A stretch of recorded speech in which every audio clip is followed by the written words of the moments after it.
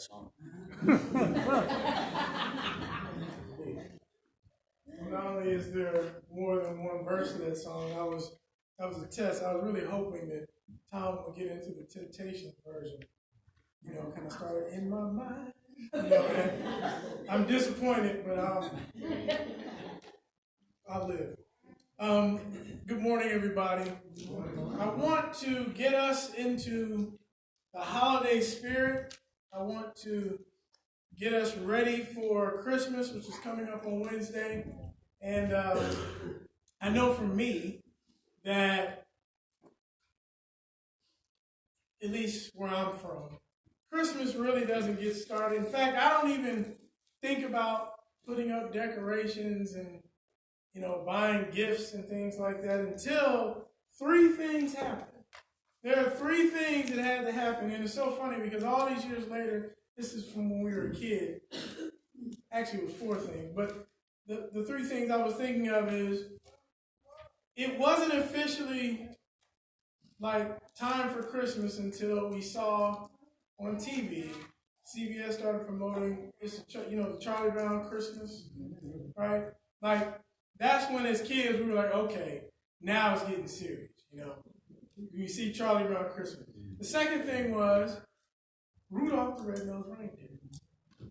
And I'm probably dating myself a little bit. See, and it's interesting because these things, you can find them online streaming now, but it's not the same as when you actually see it on TV. It's so funny because when it came on a couple weeks ago, I think it was about a week and a half ago, it came on, and it was so funny. My phone started ringing. I already knew who it was.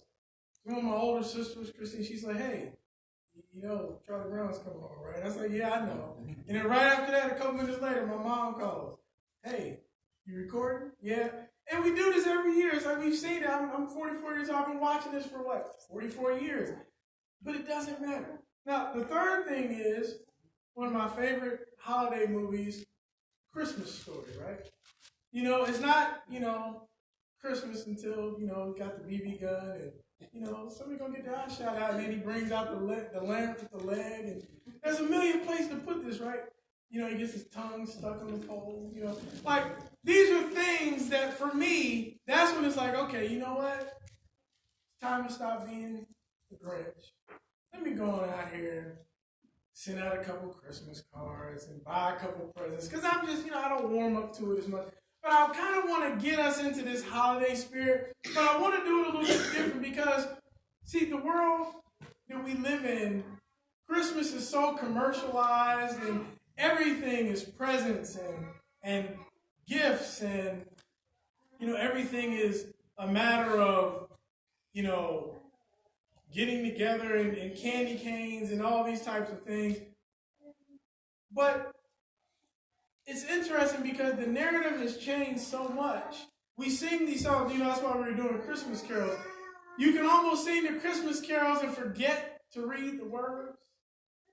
You actually forget the significance of those words.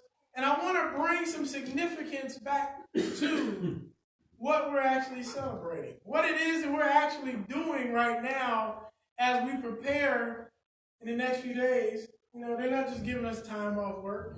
They're not just allowing us to, just spend some time home. The kids are off school.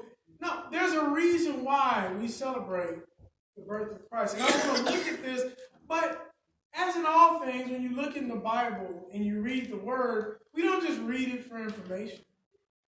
We shouldn't just go to the Bible and just look at it for facts and things like that. But how do we apply it? Have you ever applied the Christmas story, the story of Christ's birth, to yourself? Have you ever looked and almost said, how do I fit? How can I see myself in this story? And so in preparing us for the holidays and preparing us for the new year, I want to look at the story of Christ, but I want to look at it in a way that we can apply it to ourselves. The title today is, We've Got You Surrounded.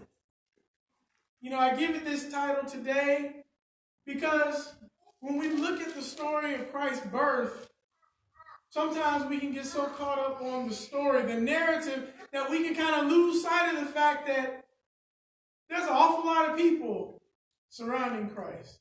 There's an awful lot of people, a lot of moving parts going on in this story. And we all know the story, baby Jesus in the manger. As I was saying this morning, you drive them down. I think there's one on State Street. There's this one house. I don't know the people, but like literally I know that's another sign that it's Christmas because they literally have a front yard full of stuff. Dennis and Lennon on they drive by it all the time. I mean, it's like, oh my God, their light bill has to be thousands of dollars because they don't even turn it off in the day. I'm like, how are they keeping that balloon blown up? And they have like seems like dozens of them, right? But we know the story of Jesus and Mary and the virgin birth and all of it. But do we really look at it from the standpoint of faith? Do we see how this story should matter to us on a very personal level? Whenever you start talking about Jesus and the birth of Christ, this is kind of the, simplified, this picture. We get this idea. These three guys show up on camels with a whole bunch of stuff, and you got baby Jesus in the manger, and, this is, I think about the three wise men. Even in the story, we've been talking about this, how if you really look at the story, it doesn't even say it was three, but I guess they figured, we got to settle on a number, and they brought three gifts, so let's just go with three, right? But it's likely that they had a whole lot more that came with them, because this is a long journey, right? So it's not like three men just, jumped on some camels and went 1,000 miles and just showed up. No, they went on this was a long journey. This was actually Persia, which was modern-day Iran, and so they went on this long journey. This took them months, if not years, to get from where they started to where they were going, getting to Bethlehem.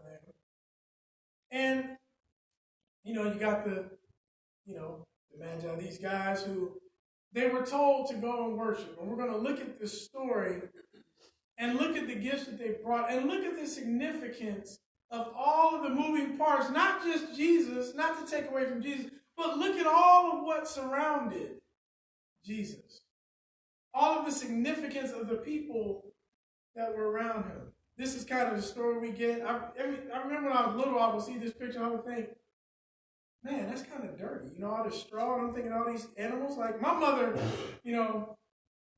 my parents, my dad especially, they were pretty particular. Like, get away. They didn't want anybody breathing on the baby, And I know I was like that when my kids were born. I'm like, come on, man, this is the Son of God. Why are you letting that sheep get that close? Like that. The thing is, we look at the imagery and the story that goes around Jesus in the manger, and we can get so caught up on the imagery and the narrative that's there that we lose sight of what's actually in the scriptures and how it can apply directly to us. How it can really give us some insight on how we need to grow in our faith. So I want to look at Matthew chapter 2. Starting in verse 1, it says, after Jesus was born in Bethlehem in Judea, during the time of King Herod, Magi from the east came to Jerusalem and asked, where is the one who has been born King of the Jews?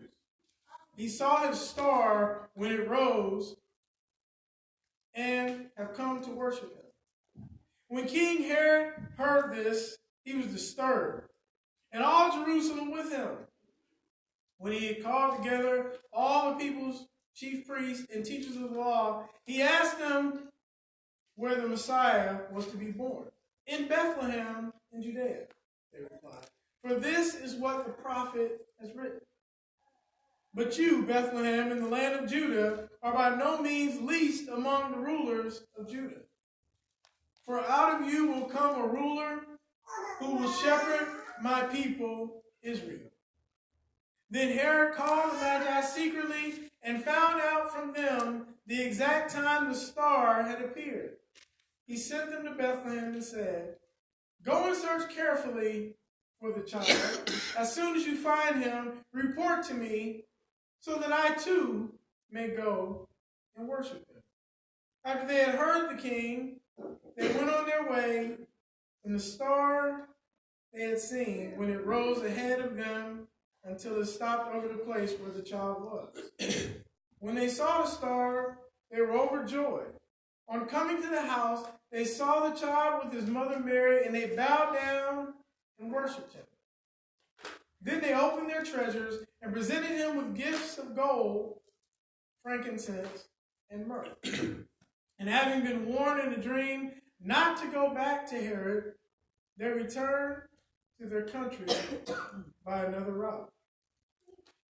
We see this story here, and, as I was saying, the narrative and the way that they kind of condense it, it's not that it's totally inaccurate or it's totally out of the way. I mean, we understand here, it says that, he was a child. It wasn't necessarily he was a newborn infant. And it says on coming to the house. So it wasn't as though they were actually out in the manger, like in perpetuity, right? Like this, this may have been how it started. But, these men came from a long way. And this wasn't like now, I was thinking how I'm getting ready to go visit my mom and visit some family and we're going to go on a trip. But even driving 900 miles right now for me, that would be a long drive.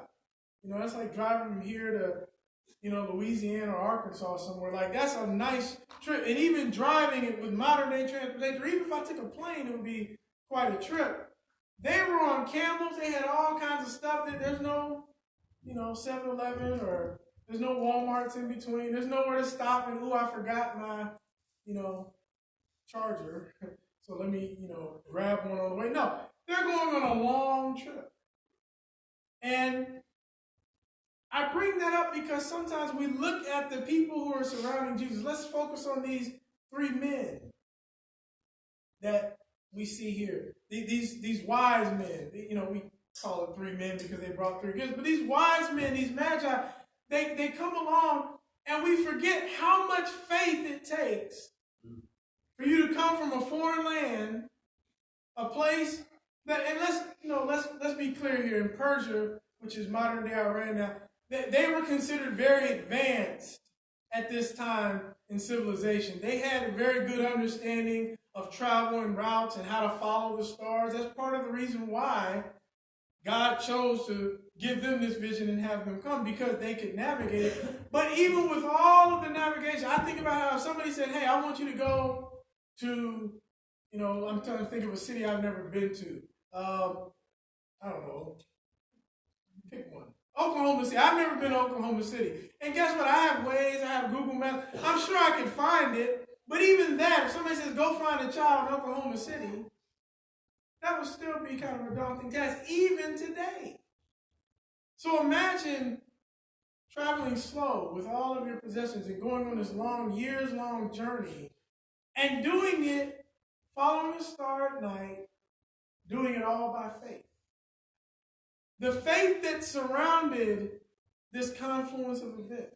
We look at Herod and the fact that Herod did everything he could. And we're going to come back to Herod and what he was doing, because that should also strengthen our faith. We see here at the very end, it says, and having been warned in a dream not to go back to Herod, they returned to their country by another route. They said, no, you know what? We're going to take the long road, because the Spirit is telling us not to do this. There's so much faith that everybody had to have in this story. Mary, and we didn't read this part, but the angel of the Lord comes to Mary and says, hey, guess what? I know you've never been touched by a man, but guess what? You're going to bear a child, the Son of God. Think of how much faith it takes. How daunting a task that is. Not just I'm going to be pregnant and I'm going to give birth. I'm going to then have to raise this child. But think of how she must have felt, what she had to reconcile with, and how much faith was required. There's so much faith that surrounds everybody in this story around Jesus, that the nativity scene that we see, when we see little baby Jesus in the manger and the sheep and the goats and the cows and everybody hanging around, we kind of can lose sight of how much faith surrounded this moment. The faith of many that surrounded Jesus led to the fulfilling of prophecy and God's plan. I make this point because sometimes we can do this ourselves. We can just look at our church, our congregation here. We can look at our lives. We can look at our family. And we can just kind of think that we're just playing a part. That we're just kind of there, You just look out here, I'm looking at different people, and we can just kind of feel like, well, I'm just one of the people who showed up. I'm just one of the members of God's church. I'm just here. Not realizing that we all play a role in fulfilling God's plan. If we're willing to have faith. There may have been other people that God could have used in Persia. There may have been some other wise men he could have chosen from another country, another place altogether. People might have been closer. Might have been some people right there in Judea. But God chose them. Why? It wasn't just because they could navigate the stars. It was because of their faith. There could have been other women that might have agreed to this and might have said, okay, yeah, I'll bear the Son of God.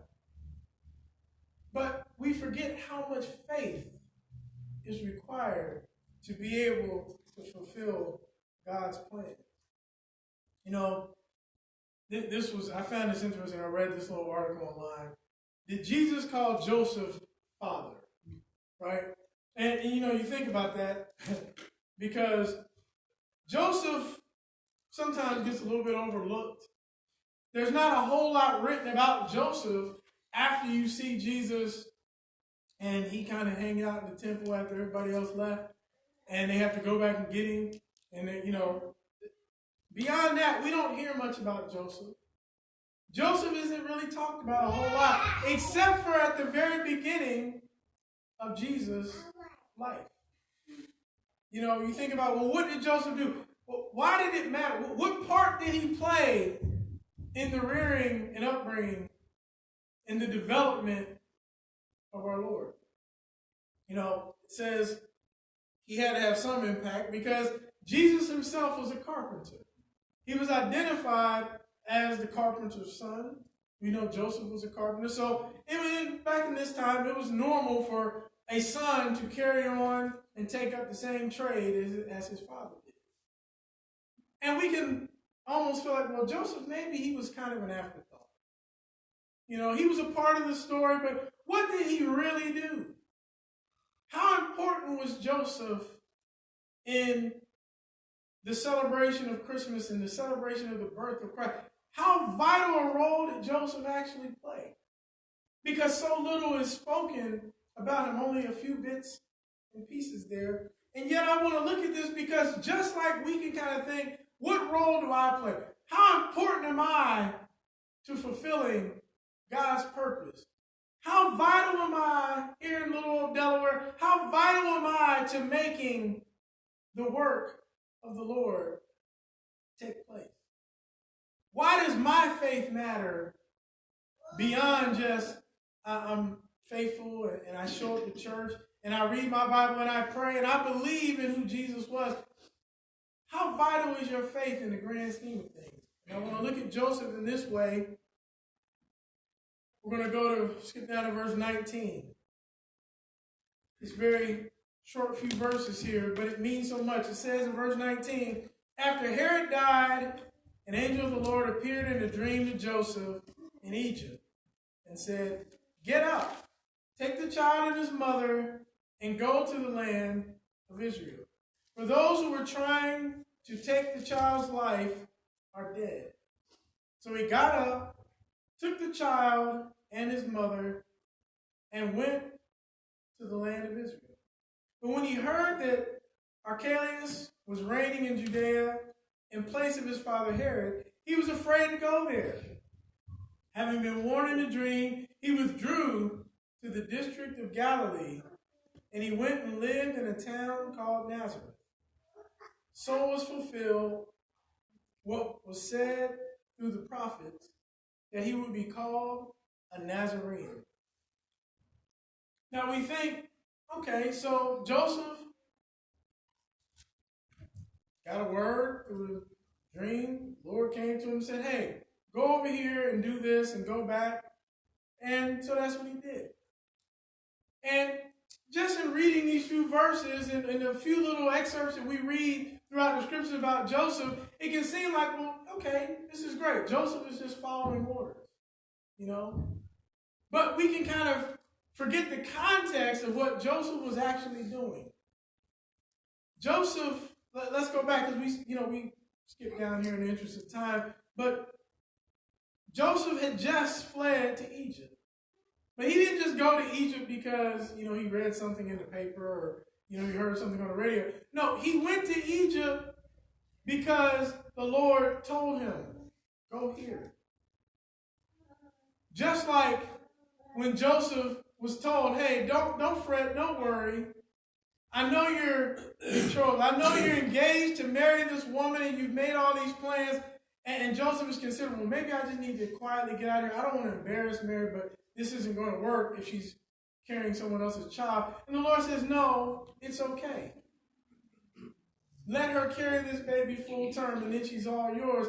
But I need you to be the father. It's easy to just look at Joseph and his role in this whole story of Jesus and lose sight of the fact that Joseph had to really step out on faith the whole way through.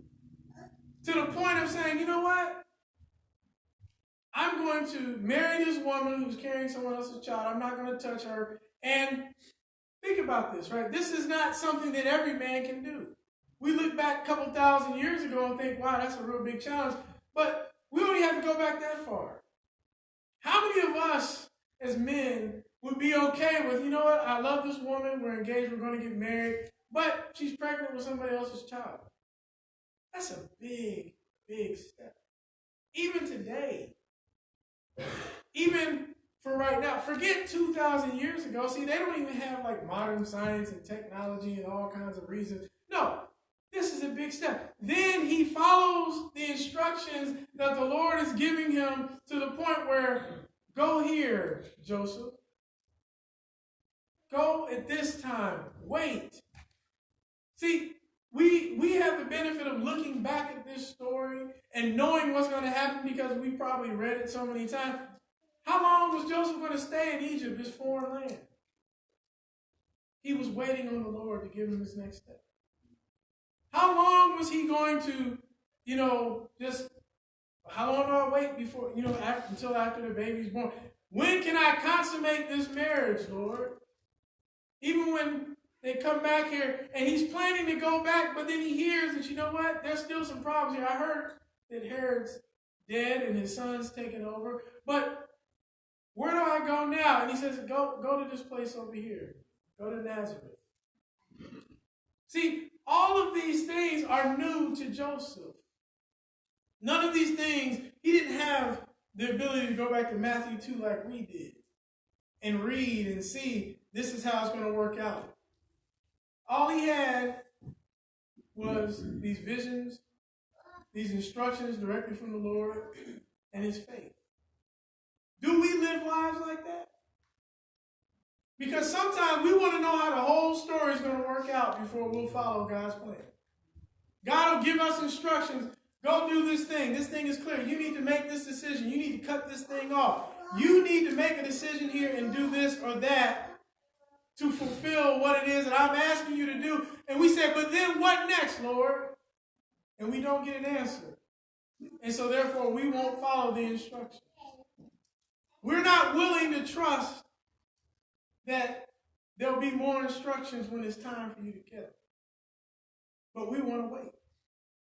We see here something very clear.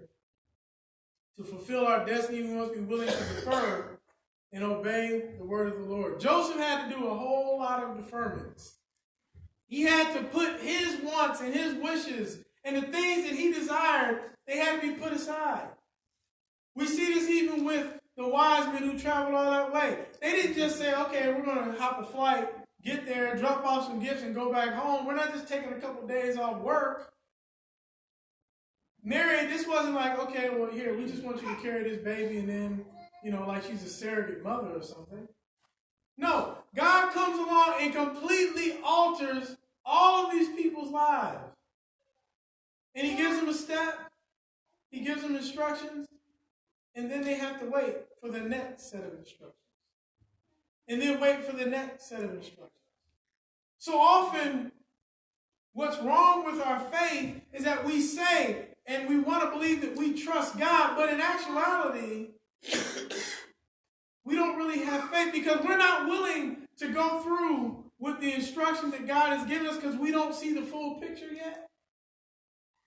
Not really understanding that that's not the faith that God requires.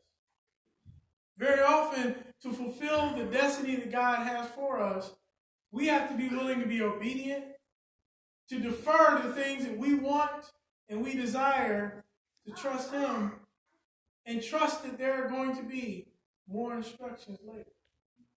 This is everybody surrounding Christ. Because everybody surrounding Christ, everybody who was involved in this story, it wasn't just this precious manger in the nativity scene. They all had to have faith. People from foreign lands, people who didn't even know. All they knew is there was a prophecy, and these wise men traveled from a whole country away. Mary, Joseph, all of them had to have faith. Do we have that kind of faith? When we think of this time of year, do we really consider, how can I have faith like the men and women that were surrounding Christ during the time of his birth? A few questions I want us to really think about as we get further into this holiday season, as we consider the new year coming up. 2020 is coming along. How are we going to, in faith, follow through and carry out what God instructs us to do? First one, what vital role could I play in bringing Jesus into the lives of others as I saw myself as fulfilling a prophecy? You know, I ask this question because sometimes we just go about our lives, we just, live. Just like these men and women, they were just living their lives, but they understood that even though they didn't see the big picture, they knew they were a part of the big picture. They understood that they were going to have a long-lasting impact on things that they could not see right in front of them in the moment. Joseph didn't know why he was being told, hey, flee to Egypt. He didn't know why he was being told to go back and then told to Galilee. Mary, it's a great honor to, give birth to this child. But she didn't know what was to come. She didn't know how this child was going to develop. Keep in mind, all of the people back then thought this is why Herod was coming to kill him. They thought he was actually going to be a ruler. Like he would go into government service, like he would become a king, like he was going to overthrow the corrupt government and become a king. They had no idea the ramifications of what they were contributing to when they were doing it. They just understood that they were fulfilling a prophecy. Whose life could be impacted by us bringing Christ to them? Because, see, sometimes we think of if we can just help one soul, if we can just help one person make Jesus Lord, then that would be great. That would be a wonderful thing. But sometimes we would maybe look at it a little bit differently if we understood that that person that you're going to reach out to, that person that you're going to bring Christ to, that you're going to expose them to the truth, that person is then going to go on and impact so many others. That person is going to go on and what we might call do something great. Do we see how vital we are to the fulfilling of God's plan even today? What fear do I need to overcome to be faithful in 2020? Can God lead me where I need to go at my current level of faith? We talked about this idea that faith is not just saying, well, hey, I believe. Faith is not just saying, we talked about this last week. Faith is not just saying, I believe that there's a God and he's a creator and keeps the whole universe in check and he set all these things in motion. No, faith is being willing to move forward. And as we see in this story, it's being willing to move forward even without the rest of the steps being in front of us immediately. As we approach the new year coming up, let's face it, some of us, we can look back and think, yeah, it's been a good year, or maybe it's been a challenging year, maybe it's been a tough year. Whatever year it's been, Just like all these people in here, these people were being primed. They were being positioned. They were being set up. They were being built up to a place where they didn't know that they were going to be called to follow this star. They didn't know. Mary didn't know 10 years before that she was going to be Jesus' mother. Joseph had no idea what the next move was. He just figured, I'm going to marry this lady, and my parents probably said she's a good lady, so it's going to work out. He had no idea. Do we have a faith that says, you know what? Regardless of what the next step is, regardless of what the plan is in the big picture, I'm willing to go step by step. That saying by Martin Luther King Jr., and I don't want to butcher too much, but he says, when we take those steps of faith, we don't look at the whole staircase. We just take one step at a time. Do we have the kind of faith that says, I'm going to be obedient, I'm going to follow what it is that God wants me to do, and I'm willing to do it one step at a time? Or do I wait and say, I'm not willing, I'm not faithful enough, I don't have the courage unless I see the whole plan? Because newsflash, we don't ever get to see the whole plan. We don't ever get to see what's going to happen at the end. Faith is being willing to take it step by step. Do we have that kind of faith? Are we going to carry that type of attitude and that type of faith into the new year that's coming? Do I listen to God and carry out his orders as I go, or wait on him to reveal the entire plan first before I will trust and obey? It's how I walk with God, real faith. And I put real in quotes because I want us to focus on this faith. Again, we know the story. We know what Jesus did. We understand his birth and the significance of that. But do we really understand what real faith is? Real faith is all surrounding Jesus here. In the face of death threats, in the face of the prospect of killing this child, even what we see with the wise men, in the face of, there's danger here, I'm going to listen to the Lord, and I'm going to follow his steps. I don't know what's around the corner. I don't know what's on the other side. Sometimes we just think, they're traveling from one country to another. We totally forget that there are thieves, people that are willing to rob and murder along that way. Along these travel routes, they were very dangerous. Is real faith saying, I want to know everything first? Or is real faith saying, God, order my steps, and I'm going to take it one step at a time? And finally, what part of the plan does God have in store for me in 2020? How will the church be transformed by my faith? The entire story of Christ, his birth, how he grew up as a child, what he would eventually go and do, his ministry, even to the point of him going to the cross. All of this is set up because men and women who trusted God, who had faith, were willing to do what they were called to do. And, we can kind of look at it and think of how they were told, go to this place and do this thing. But what about everything that came before that? I need to change this thing. I need to repent of this thing. I need to get rid of this thing in my life. I need to trust. I need to have faith. I need to do all of these different things.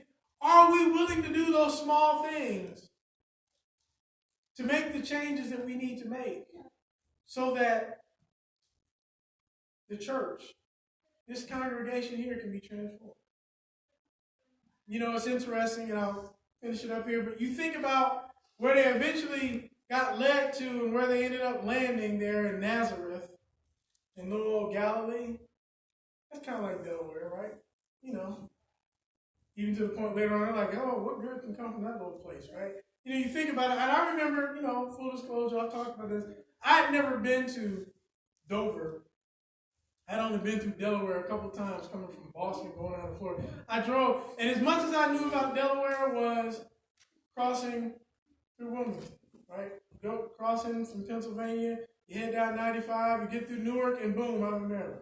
That's what I did. Whatever you see up on that stretch of 95, that's all I knew of Delaware before I moved here.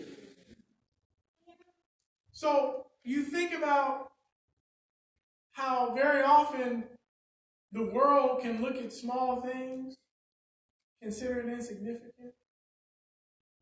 We can look at Jesus, and I'm sure back then, we look at it now, we understand the impact, but back then he was just a boy who kind of in an odd age because everybody else's age was dead after what Herod did, right? You just look and think, well, he was peculiar, maybe he was a little more advanced, a little bit beyond his years. He was wise, he was teaching. We can look at these things and just look at them as very small and insignificant, but later on we see the big picture. What's the big picture for you? What is God setting you up for right now, today, this holiday season? How is God trying to work on your faith right now for something that's going to occur 5 years from now? Something that's going to occur 50 years from now. How is God working on you so that you can have an impact and effect and make a difference in somebody who's not even in this room? Do we understand faith in that way? How is God working on you? Maybe there's somebody here who's like, you know what? As a matter of fact, I need to just get started on this journey of faith. I need to accept Christ. I need to understand what it means to even be a Christian at all. Because I don't understand. I don't know. Study the Bible. Let us help you. Let us get you to a place where you understand the grand scheme. Why you're here. Why you've been going through those struggles. Why it is that God has been working with you in this or that way. But allow God to move in your life. Allow this to not just be yet another Christmas where we just look at the story of Jesus and we sing Christmas carols and we give presents without understanding the meaning. Not only behind the story and behind the scenes and what everybody else was going through, but in what way can I apply this story to myself?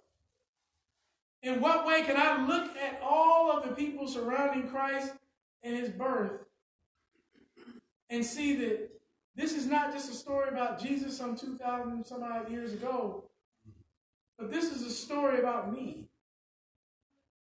That God wants to fulfill his plans and his promises through what it is that my life can do. And I need to give myself completely and wholly to having faith and being willing to follow his plans.